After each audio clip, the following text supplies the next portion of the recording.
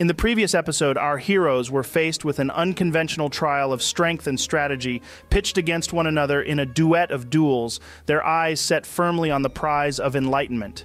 There were near misses, strokes of extraordinary luck, and a slight miscalculation when it came to tracking their HP. I'm looking at you, Saxiron. Emerging triumphant from this skirmish were Tronald and Rar.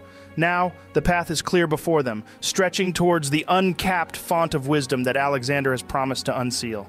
So, let's dive straight into your progression into level 4. I need all of you to roll for your health increase, then let me know whether you've decided to go with the ability score improvement or a feat. Let's start with you, Celestia. Then we will make our way clockwise around the table. All right, so that's a 7 total, which brings me to 35. As for what I'll be choosing, I'm just going to go with the stat increase to take my wisdom to 20. Nice. All right, Saxiron, you're up. So I rolled a 6 on my health increase, which brings me to 32. Then I'm going to take the sharpshooter feat. This will allow me to do a whole heap of pretty nifty stuff. Sounds awesome, dude. Okay, Tronald, let's hear it. Beautiful. That's a 7 total for my health, which brings me up to 28. Then I'm going to go with the feat, Warcaster. No doubt you've come up with some cheesy way to abuse that as well, but I'm all for it. Me, abuse a mechanic? Never. All right, Rar, you're up, buddy.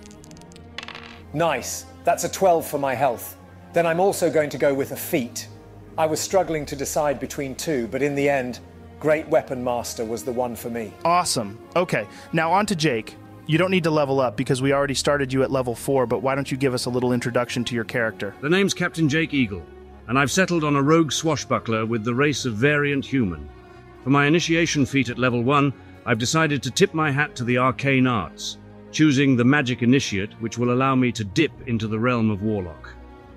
Then, echoing Tronald's cheesy approach, I picked Lucky as my 4th level feat. Ooh, how do you feel about Jake copying your cheese, Tronald? How do I feel about Johnny appreciating my lucky feat so much that he takes it for himself?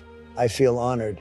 How do you feel about him not copying any of your stuff? Whilst I appreciate the honor I've bestowed upon you by taking Lucky, I'm afraid that assessment isn't totally correct. You see, the reason I've gone into Magic Initiate is so that I could take the spell, Booming Blade. Oof, the way you said Booming Blade just then was fucking incredible. Could you say it one more time for me, Jake? Of course, mate. Booming Blade. Yep, it was just as epic the second time around. You know, Saxy, yours really does sound shit in comparison. Well, to be honest, Rar, I don't give a fuck. All right then, guys. Let's get this moving before you two start having a back and forth that takes up the entire episode. As Alexander finishes posing his question and his voice dissipates into the ether, your eyes dart around the nebulous stretch that holds you. Despite your efforts, it's as if you're enshrouded in a paradox. You can't perceive each other within this spectral void, but Alexander himself remains elusive. His presence, a vast, nebulous form, oscillates within the endless void of sky above you, swirling like smoke, distorting the empty space into a chaotic canvas of obscurity. The towering veil of darkness appears to manipulate the very fabric of this realm. Let's start off with you, Tronald. What question do you pose? Okay, Alexander, if you've been watching us for a while, you'll know that a lot of weird shit has been happening to me, and I want to know why. Why am I seeing visions and hearing voices that mean nothing to me? You inhabit a paradoxical state, a twilight threshold where life and death intertwine. Your existence in this present moment is the reflection of a lost spirit, a replica rendered with a precision unfathomable in the mortal realm. An echo of existence, perfectly mirrored and crafted with such intricate detail that it transcends any concept known to your world. Your heart, an open book to me, has been silently acknowledging this truth, though it dances on the edges of your consciousness. What intrigues me, however, is the shroud that veils your memories. They appear as if brushed away by an unseen hand, dissolved into the ether. Was this act intentional? A purposeful obscurity devised to procure a fresh existence unburdened by past shadows? Or perhaps an oversight, a blemish in the grand design of your rebirth? These questions swirl in the realm of the unknown, veiled even from my gaze. The motive behind the erasure of your memories, whether by design or accident, remains shrouded in profound mystery. Such is a puzzle that time itself may struggle to decipher. Wow. Well, this complicates things a little bit. Whoa, hold on a second. As cryptic as that was, what I got out of that is that... Remember, guys, you're not actually together at this point, so let's try keep this as non-metagamey as possible. Well, I didn't understand any of that, Tronald. He's using big words, and I don't like big words. That's okay, buddy. I know you don't. And if I'm being totally honest, I don't fully understand it either. I feel as though he's being deliberately cryptic. Although, if I had to take a guess, I'm hearing voices because they were my experiences from a different life, a past life that has been erased from my memories.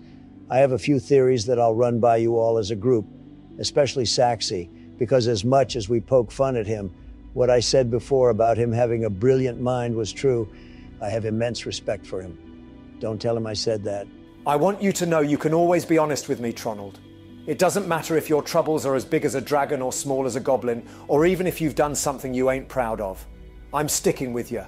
So whatever your past is, I'll always have your back, buddy. You're a good friend, Rar. And whilst we're spilling truths, I agree with you. He's fun to poke because he bites. But when it comes down to the bottom line, I trust the man with my life. He's a good 'un. Well, I guess you're up. What will you be asking the big smoky dude? I'm not one for sharing my emotions, Tronald, but you know that already. There's things about my past that have made me sad. Sometimes I get overly angry to hide the pain that I bear on the days where it's just too much. I never knew you had them kind of feelings surrounding you, buddy. You know you can always talk to me, right? Yeah, I know. It's just the question I'm about to ask will reveal a side to me that I've never shared with anyone. I'm sure you know. Half-orcs usually get a bad rep through no fault of their own. And I suppose it's not without good reason to a certain extent. What do you mean? Well, the most common occurrence for the birth of a half-orc is that the human mother has been, you know, so we're viewed as the spawn of monsters. But that was never the case with me. My father was a human, and my mother was an orc. And they loved each other. He taught me how to cook, you know. I was still quite young at the time, but I remember him being some kind of soldier. It wasn't long before he was found out. His superiors, who were disgusted by this, commanded him to kill us both. It goes without saying that he didn't. He turned on them, holding them off as we escaped. But it wasn't long before they caught up with us. They had dogs, you see, tracking our scent. My mother told me to flee as she faced them to give me any chance I had to escape. That was the last time I ever saw either of them. Jesus, Rar, I can't believe you've been keeping that to yourself. Do you remember how old you were? Old enough to run, old enough to wield an axe, but not old enough or strong enough to help protect either of them. We were happy. We were a family. And they ripped us apart. And they had the nerve to call me monster? Wow, buddy. I can't begin to imagine how painful that was to deal with as a child. Tronald, we never did anything wrong. We never gave them any reason to despise us. And they chased us down like we were fucking animals. Rah, there's a saying I've always been quite fond of. If the drumbeat of monster resounds in one's soul, echoing within its halls, unyielding and persistent, then prepare to face the inevitable. For in the crucible of that ceaseless chant, a transformation takes shape. The being once wronged and scorned rises, their identity forged anew in the fires of that relentless drumbeat, ascending from the ashes of misconception to become the very beast, feared in hushed whispers and trembling tales.